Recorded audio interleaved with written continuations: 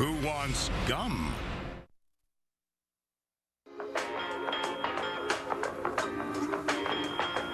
Who ordered the pizza with extra sausage? Oh, yeah. Hi, Quentin. I'm Julie. I'm the segment producer. Welcome back to the show. We're going to be... Oh, my God. Is that Craig? Yep. Is he naked? Yep. Is there anyone else with him? No, he's solo. Where did you get that? Well, I asked Craig to send me a copy of his movie Saving Grace, but he obviously made a mistake. Yeah. Hey, Quentin, good to see you, man. Yes, it's great to be here, man. Yeah. How's it going, Julie? All right. So, did you watch my movie? Yeah, Craig, I'm just gonna go out and say it. You sent me the wrong DVD. What do you mean? Which one did I send you? Like, it wasn't Saving Grace, okay? It was a sex tape. Yeah, that's the one. But don't call it a sex tape. It's an erotic journey. It isn't a journey. It doesn't go anywhere. It's just a pizza with a hole cut in the middle with your wang poking through it.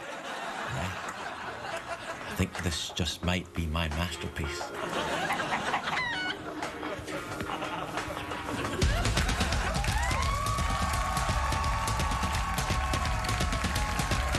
The Late Late Show with Craig Ferguson, sponsored by T-Mobile. Messaging phones and unlimited texting. It's how T-Mobile helps families stick together.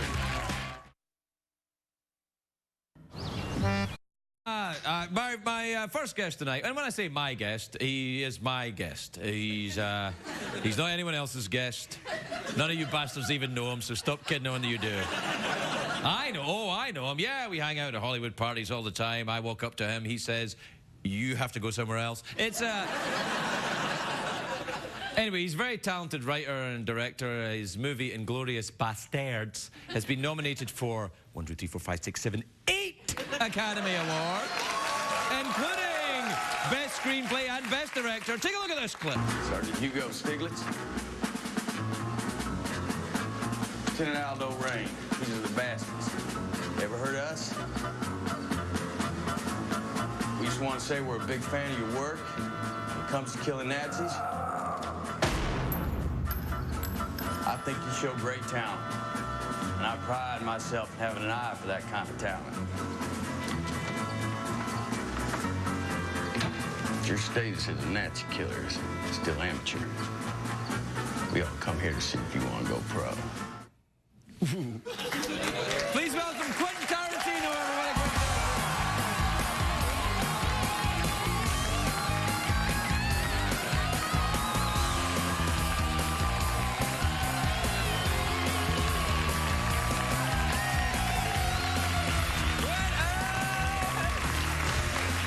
Hey, Quentin. Hey, man. Hey, listen, congratulations on the movie. It's spectacular. It's really a spectacular film. I really enjoyed it. Do you know, I thought it was a little bit, parts of it, and that particular little clip there. Do you remember these movies they used to make? I'm sure you do. The Wild Geese movies. Oh yeah, no, totally. No, this was the starting off point on this movie was totally that kind of Guns of the Navarone, Where Eagles Dare, Wild Geese, a bunch of guys on a mission kind of film. But the thing was, they made so many of these. But the time that like Roger Moore was like, these guys were in their 70s going, "It's time to kill some Nazis." Yeah, exactly. No, David Niven was still making those movies like in '81. I know. And so was that was the jumping off point, was to make that kind of, and you can't go wrong killing Nazis. That's the way it goes. You can't. You know, it's one of the few people that we actually we don't want to hear that. We don't want to hear their side. That's right. Yeah. What happened there? Did I hear a weird noise coming in there? Was that one of those flashbacks that I don't want? You heard that too, right? I heard that too. Yeah, that was weird. Yeah. Well, just welcome to the show. Hey, what was the Spanish word again for this? Oh, the Spanish word. Hominez? Hominage. No, that's the Italian word. Exactly. Hominage. Hominage. You speak Spanish? Well, from growing up in Los Angeles, I have a little bit. Yeah. I can. When people say to me, "Do you speak Spanish well?" I always say "bano," and then they say that means bathroom. Yeah. And then I say, I'm sorry.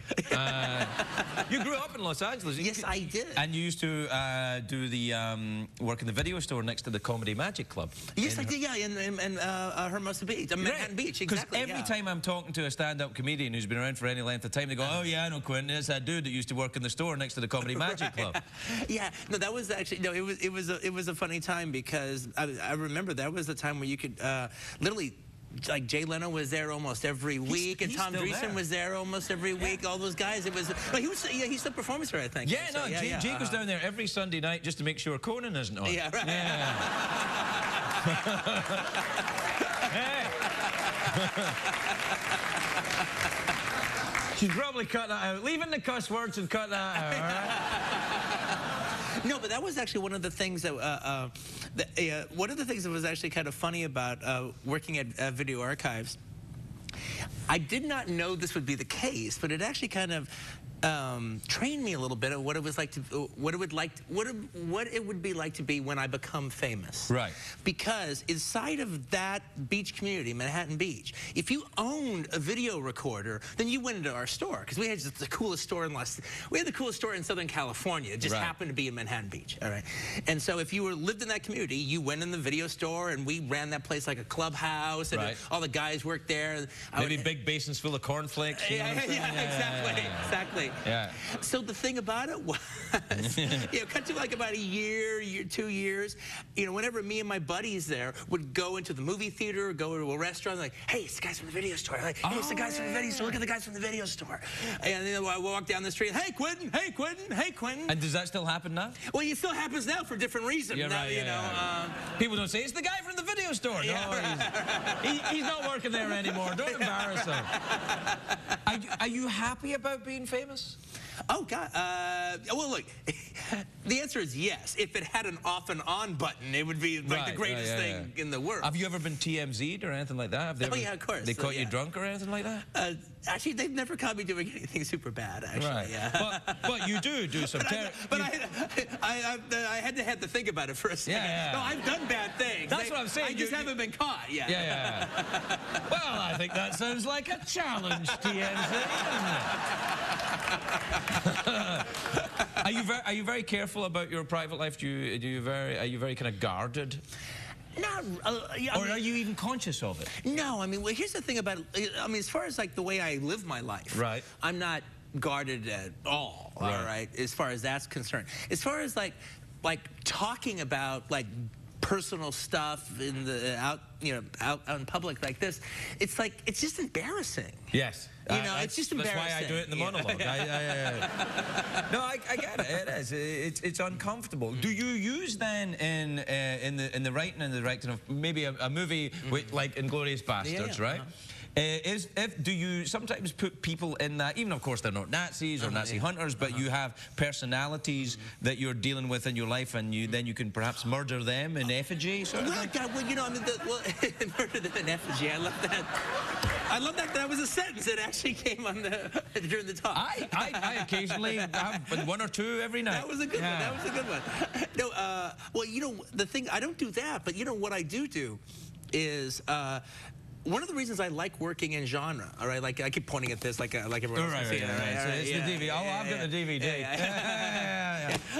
Awesome. But actually the idea was pointing at this like war movie poster kind of thing. Right. If you're working in genre, whether it's Kill Bill or whether it's this or whatever, I like the fact that I get to deal very, very personally with my life, but I get to hide in plain sight because I'm burying it inside of genre. Right. So it's like, I mean, if I'm not married, but like say I was writing this World War II movie, and all of a sudden I was going through a divorce with my wife. Right. That would be in the piece. Right. I mean, I don't know if it would be literally in the piece, but those feelings, whatever I was going through, would be in there. Right, if you knew me, you'd read it and say, oh, wow, okay, this is about Quentin.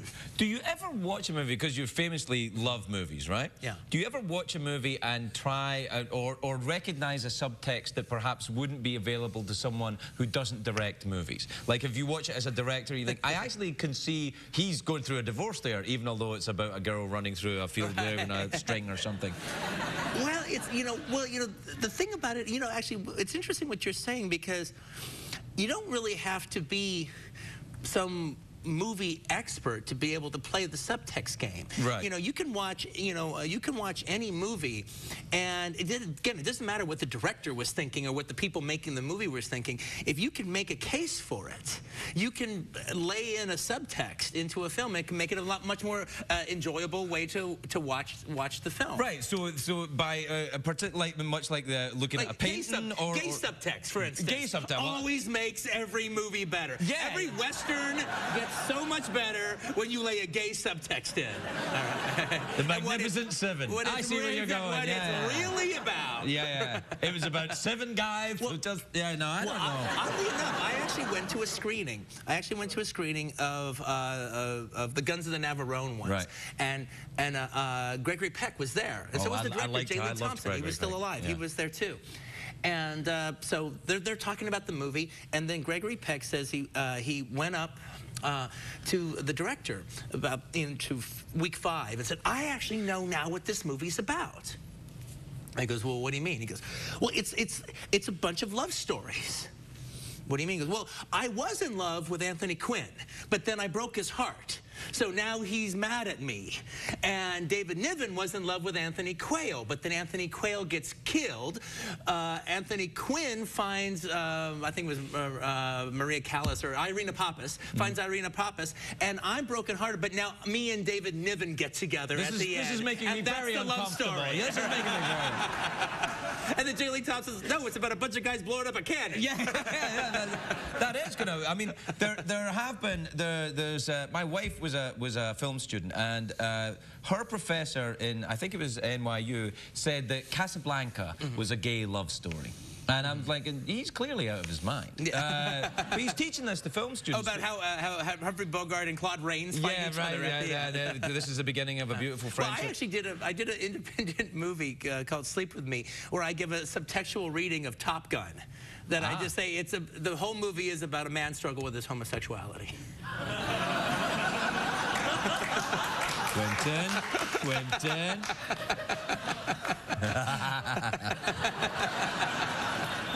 All right, yeah. Now listen, you bought a cinema, didn't you? Yes, I did actually. Yeah. Because I drive past it on my way home, and because that cinema's been there for years. Yeah. And I noticed it started to play good movies. I'm like, what the hell is going on?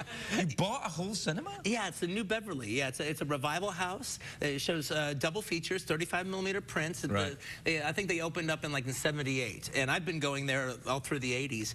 And then they just kind of fell on some hard times and looked like it looked like it was gonna close. And being a Los Angeles resident, to me, that's one of the wonderful things about the city is we have still a one theater like this that still shows movies, still shows them in prints, not digital, and still shows cool old programming. So I just so I bought it, and then as long as I've got money, their doors are open. That's great, man. That's great. That's really good. So. The New Beverly, it used to be very, very cheap to get into the New Beverly. Is it still cheap? Oh, yeah, it's still about like $5. Really? Yeah. So, like, if there was a screening of Inglourious Basterds there, that wouldn't be $5. Not now, like maybe in about 5 years, right? No.